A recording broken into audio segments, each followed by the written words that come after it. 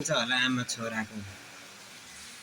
होइन हाँस्ने पनि होइन घरिघरि हाँस्ने पनि बोल्नु एकछिन बोल्नु ल के बोल्न मन लाग्छ के बोल्नु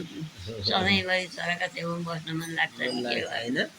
गर्नु बेलामा टाढा भए गए बेला बेलामा आउँथ्यौ अन्त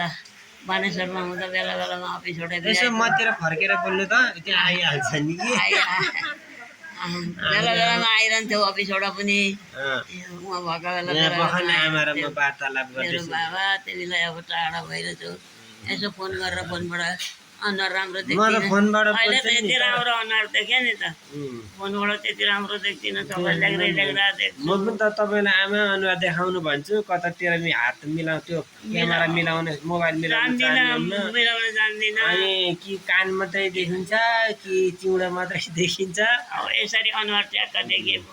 यसरी अनुहार त अब यही हेर्छु म पनि अब यो भिडियो हो यो